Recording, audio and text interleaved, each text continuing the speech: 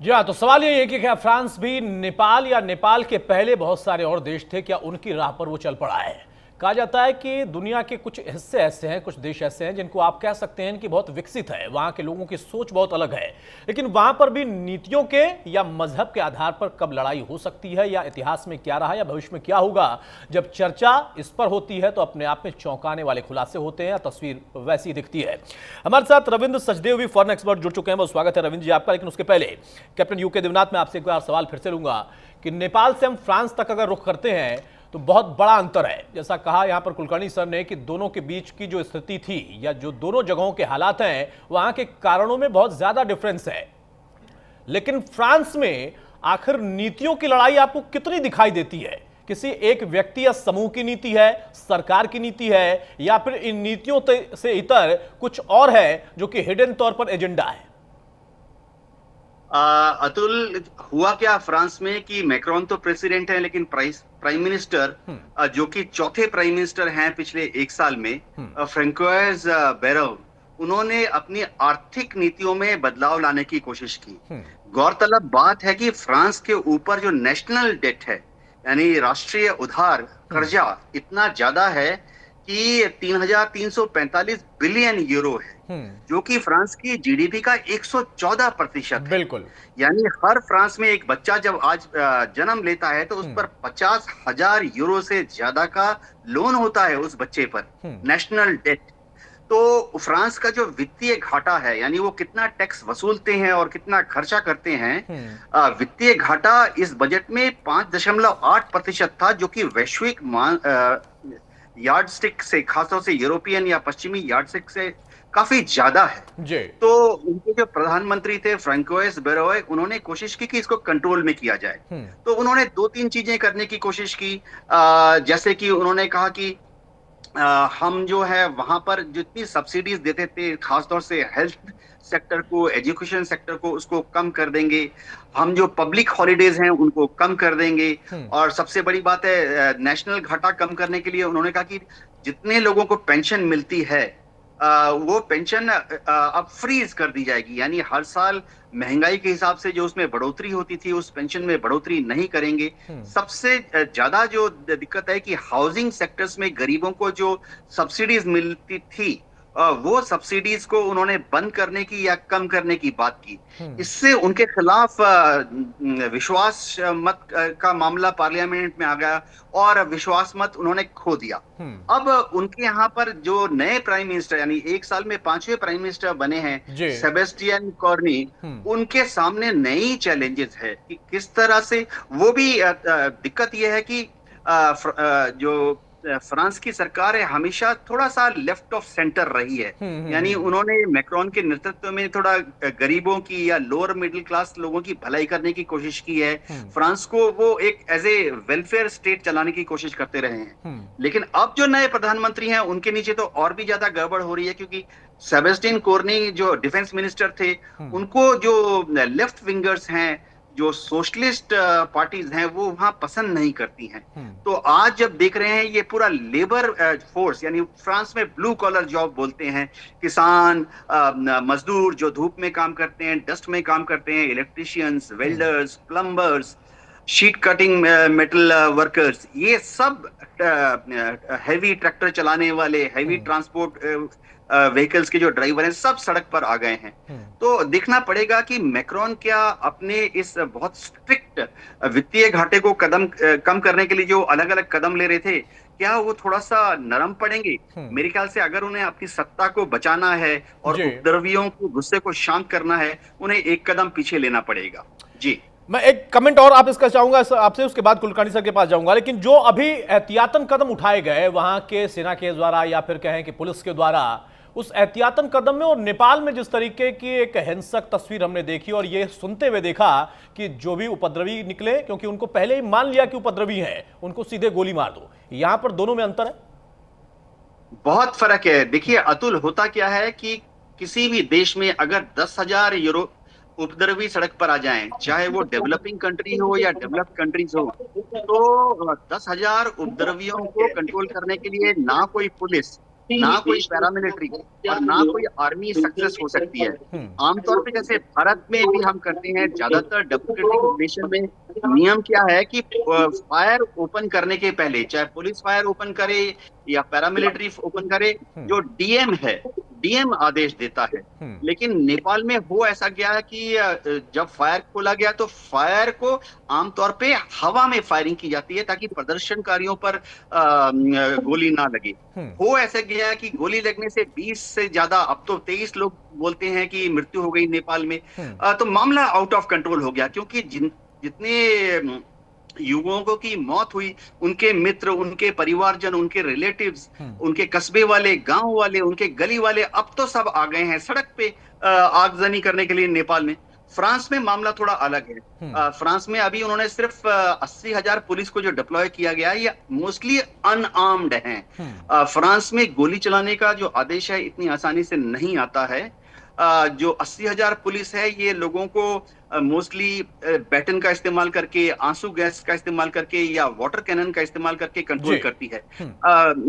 यानी गोली चलाना फ्रांस, किसी भी यूरोप देश में आर्मी को बुलाना एक टैबू माना जाता है, और पुलिस को अक्सर ये कहा जाता है कि आप शायद यही डिफरेंस है कि अभी तक वहां पर स्थिति शायद हो सकता है कि और खराब हो सकती थी, लेकिन उसे टैकल आउट किया गया और बेहतर हो जाए, इसकी उम्मीद फ्रांस भी कर रहा, पूरी दुनिया कर रही।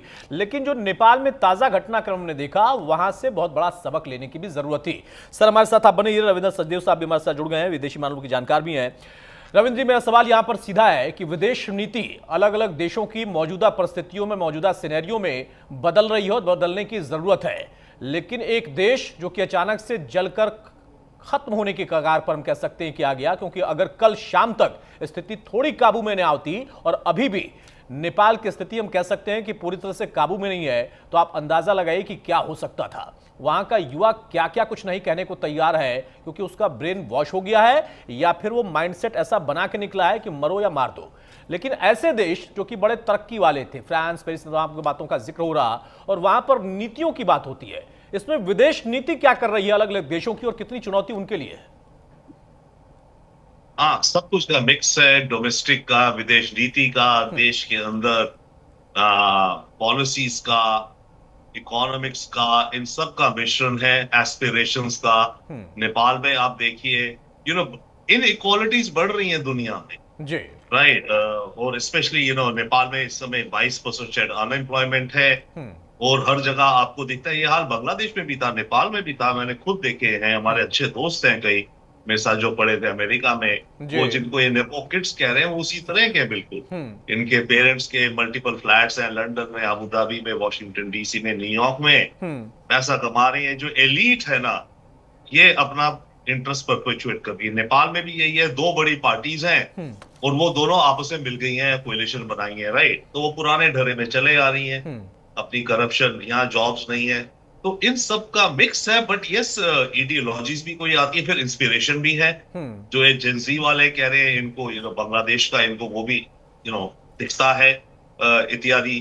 तो मिला जुला करके बहुत ही कयास है, और इसके चलते यस, फॉरेन पॉलिसी भी इम्पैक्ट होती है। क्योंकि जैसे नेपाल के केस में, नेपाल के जो करंट ये ओली थे, ये माना जाता है चाइना के क्लोज हैं, राइट। अब इसका क्या मतलब है कि जो अगली सत्ता जो भी आएगी, या जो लोग प्रोटेस्ट कर रहे हैं, क्या वो चाइना के खिलाफ भी हैं, या वो प्रो इंडिया है कहने को अगर कहा जाए, तो वो बातें तो डेफिनेटली जहन में आती है। और डेफिनेटली इंडिया भी देख रहा है, ध्यान दे रहा है, और चाइना भी ध्यान दे रहा है, और अमेरिका भी, कि क्या हो रहा है। और शायद सारे देश कुछ ना कुछ थोड़ी बहुत अपनी घुट्टी भी चला रहे होंगे।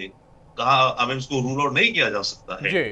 तो Nepal definitely, but bottom line again एक और बड़ी सब चीज है कि जो भी हो, आप देश का शायद नब्ज पकड़ नहीं सकते, पहचानते नहीं है। नेपाल में कौन एक्सपेक्ट करता था कि इतनी इतना वॉल्केनो बर्स्ट हो जाएगा एक तरह से, राइट। कोई ठीक है, अनसर्टेनिटी चल रही है, डेमोन्स्ट्रेशंस हैं, बट किसको पता था ऐसे हो जाएगा। श्रीलंका में भी सडनली इरप्ट हुआ।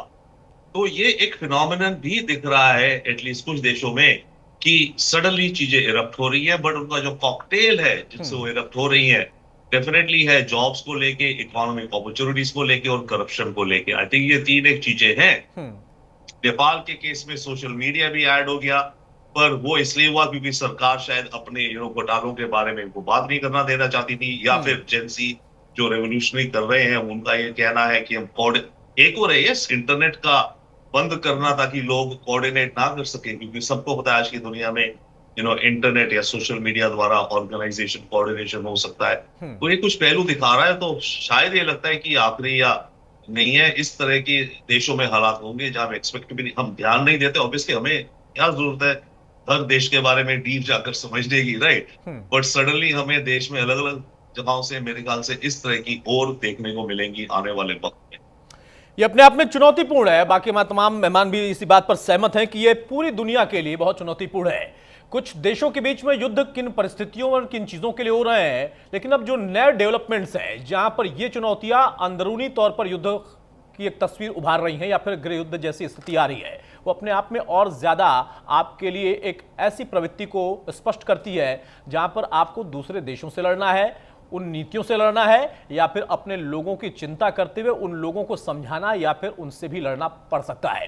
बड़ी खबर इस बीच में आ रही है कि पेरिस में बैंकरों के खिलाफ जो प्रदर्शन है वो अब हिंसक होता जा रहा है। उपद्रवियों ने रेलवे स्टेशन में घुसने की वहां पर कोशिश की है। भरसक गारे दु नॉर्ड रेलवे स्टेशन में जबरन घुसने का प्रयास किया गया। पुलिसकर्मियों ने प्रदर्शनकारियों को फिलहाल वहां से तो खदेड़ दिया है, लेकिन अभी भी कई जगहों पर हिंसक यहां पर उपद्रव की स्थिति हो सकती है। हिंसा करने का प्रयास किया जा रहा है, इस बात के इनपुट है, इस बात की आशंका है। पुलिस कर्मियों ने मोर्चा संभाला हुआ है। प्रदर्शनकारियों को कई जगहों से खदेड़ा गया है, कुछ जगहों से खबरें निकल कर आई। एक तस्वीर हम आपको दिखा रहे हैं जहां पर इस वक्त पुलिस कर्मियों का सामना प्रदर्शनकारियों से जब हुआ तो वहां पर इन पर थोड़ा हल्का बल प्रयोग करना पड़ा ताकि जो स्थिति है उसे काबू कर पाए। कुलकर्णी सर, जो बात रविंद्र सर कह रहे थे, दिवनाथ सर कह रहे थे, उस बात को आगे बढ़ाइए कि अब चुनौती नई खड़ी हो रही है किसी भी देश के लिए। भारत भी उसको बहुत अच्छे से और समझदारी के साथ मॉनिटर कर रहा है कि ना सिर्फ उपद्रव वजहों से हो सकता है, बल्कि उपद्रव भड़काया भी जा सकता है अपनी राजनीति के लिए, अपने व्यक्तिगत एजेंडे के लिए, एक देश की दमनकारी नीति के लिए, क्योंकि अब उन देशों का भी जिक्र होने लगा है जो कि अपने आप को पावरफुल मानते हैं और वो चाहते हैं कि कुछ देश उनके हाथों में कठपुतली की तरह खेलते रहे। समझ रहे होंगे आप मैं इशारा क्या कर रहा हूं? देखिएगा अतुल जी, क्या होता है अभी जैसे फ्रांस है, आप समझ सकते हैं कि अगर उसका जैसे कह रहा था पर कैपिटा जीडीपी आज की तारीख पे $65,000 है पीपीपी। अगर नॉर्मल देखा जाए तो $45,000। आप समझ सकते हैं 45 भारत का ही कितना है, हम लोगों का मैक्सिमम $3,000, नेपाल $1,400। तो आप समझ सकते हैं अगर इतनी वहां पर रईसी का सवाल अब वो नहीं, सवाल है सोशल सिक्योरिटी। अब फ्रांस के अंदर जब उन्होंने कहा था कि रिटायरमेंट एज हम बदली कर रहे हैं और इंक्रीज कर रहे हैं, आप समझ सकते हैं कि मैक्रोन के बरखिलाफ किस तरह की आवाज उठी। अब involvement of France in Ukraine war, Ukraine में अमेरिका इनको क्या कह रहा है कि 5% जीडीपी का आप लगाएंगे, मैं आपकी मदद नहीं कर सकता हूँ। जो बेच रहे हथियार तब क्या कह रहे हैं कि नाटो, तो ये नाटो की सदस्यता, पैसा का खर्च, अपने जो आइडियोलॉजी है उसको लेकर के और फ्रेंच रेवोल्यूशन को पुराना देखते हुए, ये सब जो तरीके हैं इसमें कोई शक नहीं कि आज के जो नेता हैं, जो भी सरकारें कहीं पर भी हैं, उनको ये यकीन करना पड़ेगा कि सोशल मीडिया एक ऐसा स्ट्रॉन्ग मीडिया है और ऐसा एक स्ट्रॉन्ग मैं कहूँगा एक मीडियम है जो आप इस्तेमाल कर सकते हैं अपने फायदे के लिए, और उसी से नुकसान भी हो सकता है अगर आपकी नीतियों में ट्रांसपेरेंसी नहीं है, गवर्नेंस में ट्रांसपेरेंसी नहीं है, और अगर बेरोजगारी के ऊपर आपका कंट्रोल नहीं है, और धीरे धीरे करके जो करप्शन है सब जगह, चाहे वो चाइना में हो, चाइना में भी करप्शन के बरखिलाफ जिस प्रकार से शी जिनपिंग ने आवाज उठाई और जिस प्रकार से सरकारी से वो पेश आते हैं, क्यों पेश आते हैं, उनके भी देख रहा है बड़े बड़े मिनिस्टरों को पता नहीं चलता, रातों रात गुम हो जाते हैं, उनके जो करोड़पति है वो रातों रात गुम हो जाते हैं, क्योंकि जहां भी करप्शन को लेकर के है और पैसा जो है वो दूसरे तरीके से बोलता है और उसका आवाज जो है वो सोशल मीडिया के द्वारा आती है, जिसको कई जो बेरोजगार लोग हैं उनको कोई लेना देना नहीं, अफवाहों को फैलाओ, इसको उल्टा पुल्टा बोलो, कुछ मालूम नहीं, बैकग्राउंड मालूम नहीं। तो ये जो सोशल मीडिया है इसको इस्तेमाल करना, इसके ऊपर कंट्रोल रखना, इसको इस्तेमाल करने देना, पर इसके ऊपर एक तरीके से निगरानी रखना बहुत जरूरी है, सतर्कता बरतनी बहुत बहुत जरूरी है। आंख और कान अपने एक सरकार को भी अब रखने पड़ेंगे, देखने पड़ेंगे, और हर टेक्नोलॉजी का इस्तेमाल करना पड़ेगा। चाहे आप ड्रोन इस्तेमाल करो उड़ाने के लिए, देखने के लिए कि प्रांतों में क्या हो रहा है, सैटेलाइट का इस्तेमाल करना है, आपको साइबर वॉरफेयर का इस्तेमाल करना है, आपने जितने भी इंटरनेट है इसके ऊपर एक डिस्क्रीट कंट्रोल रखना है। जब तक आप अपने आंख और कान का काम नहीं करेंगे, कोई भी चीज रातों रात नहीं होती है, कोई भी चीज रातों रात नहीं होती है। पर अगर आप अपने ही महलों में रह करके ये देखना नहीं पसंद करते हैं और जमीन पे आके देखते नहीं है कि क्या हो रहा है, लोगों की क्या आकांक्षाएं हैं, लोगों की आकांक्षाएं कहाँ तक मिल पाती है, नहीं तो क्यों नहीं, हर एक आदमी समझता है। अगर कोई मेरे से कहता है कि मुझे आप 100 रुपए दो और मुझसे कहूँ कि मेरे पास 100 नहीं है, 10 ही रुपए है मेरे पास, ये नहीं 10 रुपए, अगली बार देखता हूँ मैं क्या कर सकता हूँ। तो क्या जहाँ लोगों की सुनाई नहीं होती है, यहाँ पे उस तरह के आरोप और इस तरह की हरकतें शुरू हो जाती है। तो नेपाल और फ्रांस दोनों में अलग अलग है, लेकिन मकसद सबका एक ही है, आक्रोश। और वो आक्रोश क्या वो सोशल सिक्योरिटी स्कीम्स को लेकर के फ्रांस के अंदर हो, या वो आक्रोश नेपाल के अंदर हो कि ऐसे कैसे कि ये लोग इतने अमीर और इतने ऐशो आराम से जी रहे हो, हम इतनी मेहनत करते हैं, हम अपने देश को बचाने के लिए कोशिश करते हैं, हमारे को कुछ भी नहीं, और बेरोजगारी बढ़ रही है। और बेरोजगारी और सोशल वैल्यूज और प्लस सोशल मीडिया, ये एक तरीके से मुझे लगता है पूरे विश्व भर में, यही नहीं पूरे विश्व भर में एक तरीके से मैं कहूँगा बेचैनी सी है। और उसको दूर करने के लिए जो भी नेतृत्व है हर एक देश में, भारत ने भी देखना है कि इस तरह की जो चीजें होती है उसके ऊपर दूसरों से सीखना है।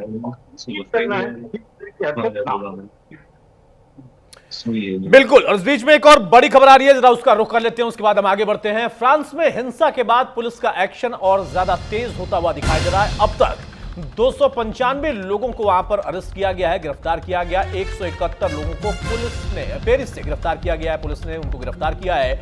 171 लोगों की गिरफ्तारी महज पेरिस से हुई है, यानी सख्ती वहां पर लगातार बढ़ती जा रही है ताकि कोई भी हिंसा वहां पर ना कर पाए या हिंसा ना बढ़ पाए। आप नेपाल और यहां फ्रांस, इन दोनों में देखिए कि कितना अंतर है। वहां पर जब उपद्रवी, जिनको कहा गया कि उपद्रवी है लेकिन वो प्रदर्शनकारी थे, उनका दावा भी था कि वो शांतिपूर्ण तरीके से आना चाहते हैं सड़कों पर, लेकिन उनको सीधा गोली मारने का आदेश दिया गया और यहीं से शायद आग भड़क गई। लेकिन फ्रांस में इस वक्त लोगों की गिरफ्तारी हो रही है और जो भी छिटपुट घटनाएं हो रही उनको सलीके और तरीके से हैंडल करने की कोशिश की जा रही है ताकि बात ना बिगड़े। देवनाथ सर, फाइनल कमेंट ही आपका चाहूंगा। इन दोनों खबरों को कंक्लूड करते हुए आप लोगों ने बहुत सारी टिप्पणी की, लेकिन इस बात का जिक्र यहां पर अभी हो रहा था कि आक्रोश, वो चाहे आक्रोश किसी एक वजह से हो, किसी व्यक्तिगत वजह से हो, या फिर किसी और देश का हित हो या उसका एजेंडा हो, इन सबको समेट कर अगर हम देखें तो ये ग्लोबल लेवल पर कितनी बड़ी चुनौती तमाम देशों के लिए खड़ी कर रहा है और कितना सचेत रहने की जरूरत है। अतुल, मैं अपने एडमिनिस्ट्रेटिव एक्सपीरियंस पे कहूंगा कि किसी भी डेमोक्रेसी में या किसी भी देश में सत्ता पक्ष को चाहिए कि वो जनता की जो मांगे हैं उस पर नजर रखे, सहानुभूति दिखाए। विपक्ष का रोल बहुत इंपॉर्टेंट है कि जनता की जो चाहत है, उनकी जो मांगे हैं उसको पार्लियामेंट तक ले जाए, डिस्कस कराए।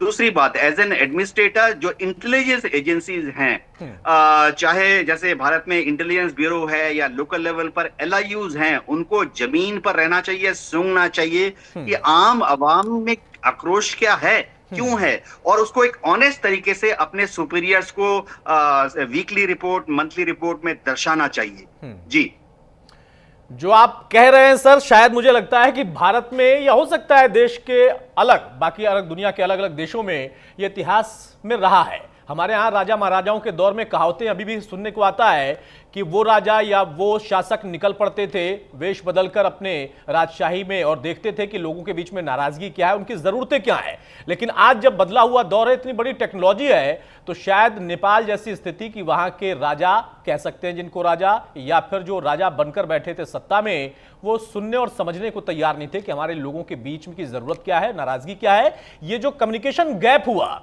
उसका उनको खामियाजा भुगतना पड़ा या और देशों को भुगतना पड़ सकता है, जो बात देवनाथ सर कह रहे हैं।